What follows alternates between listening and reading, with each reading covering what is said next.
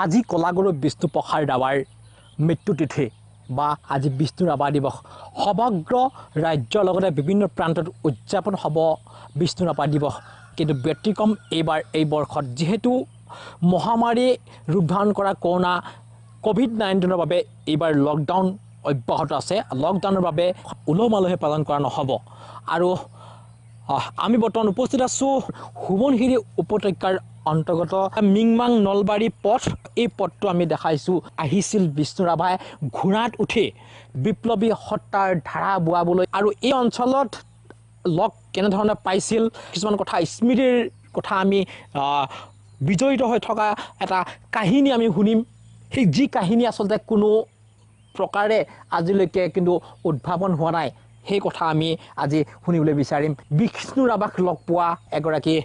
অৱসৰপ্ৰাপ্ত শিক্ষকৰ ওচৰলৈ আহিছোঁ আমি হয় আপুনি কেনেধৰণৰ বিষ্ণুপ্ৰসাদ ৰাভাক লগ পাইছিল আৰু ইয়াৰ সমগ্ৰ কথাটো কেনেকৈ ক'ব মই এম.ই. স্কুলত পঢ়ি আছিলোঁ আমি তেতিয়া এম.ই. স্কুলত পঢ়িলেও বহুত ডাঙৰ হৈয়ে পঢ়োঁ হয় তেতিয়া মোৰ মনত আছে 1964 চনত 64ত মিংমাং অঞ্চলত এটা এভেকশ্যন হৈছিলে সেই এভেকশ্যনৰ পাছতে তেখেতে মিংমাঙত আহিছিল আৰু তেখেতে সোৱণশিৰি নদীটো পাৰ হৈ এই মিংমাং ৰাস্তাইদি যে গৈছিলোঁ এই ঘোঁৰাত উঠি আহিছিলে চোলা পিন্ধা নাছিলে এই ধুতিটো লংগিৰ নিচিনা বনাই পিন্ধিছিলে আৰু আমি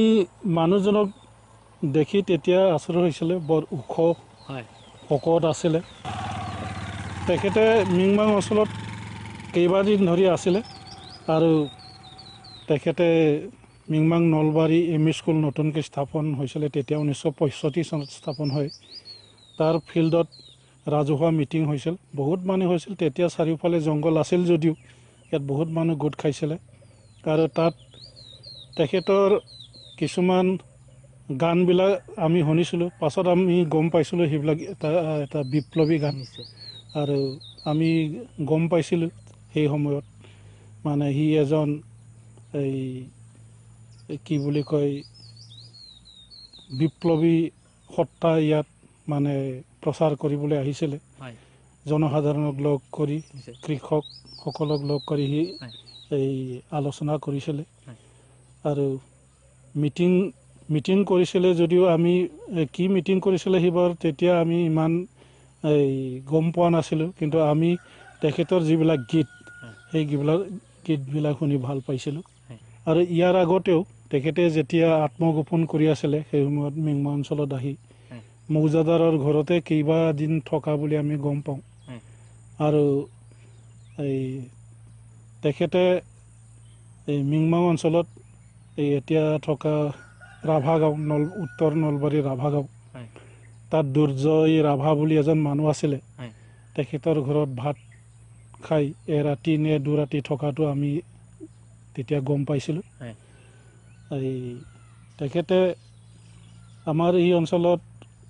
অকল মানে ঘূৰি ফুৰিবলৈ অহা নাছিলে তেখেতে এই চৰকাৰীভাৱে আমাৰ এই জনসাধাৰণক যিহেতু এই এভেকশ্যন কৰিছিলে সেই এভেকশ্যন বন্ধ কৰাৰ লগতে তেখেতৰ মূল উদ্দেশ্যটো আমি পাছত গম পাইছিলোঁ যেনিবা সি এই কৃষক মজদুৰসকলক লৈ তেখেতৰ যিটো বিপ্লৱী ধাৰা সেই ধাৰাটো প্ৰচাৰ কৰিবৰ কাৰণে আহিছিলে গীত মাতৰ মাজেৰে সেইখিনি আমি গম পাওঁ আৰু এইগৰাকী অৱসৰপ্ৰাপ্ত শিক্ষক বিহুলা বসুমতাৰী তেখেতৰ সাক্ষী হৈ আছে বৰ্তমানলৈ মিংমাং অঞ্চলৰ অন্যতম সাক্ষী হৈছে বিষ্ণুপ্ৰসাদ ৰাভাই যেতিয়া সোৱণশিৰি উপত্যকাৰে আনন্দ বাগান হৈ ঘোঁৰাৰে আহিছিল মিংমাং অঞ্চললৈ বিপ্লৱৰ ধাৰা সূচনা কৰিবলৈ কৃষক মজদুৰক আহ্বান জনাবলৈ আৰু কৃষকক যেতিয়া সেই সময়ত হাহাকাৰ কৰিছিল যেতিয়া অসমৰ পৰিস্থিতি বেয়া হৈছিল দেশৰ পৰিস্থিতি বেয়া হৈছিল তেতিয়া মিংমাং অঞ্চললৈ আহিছিল এইগৰাকী জননেতা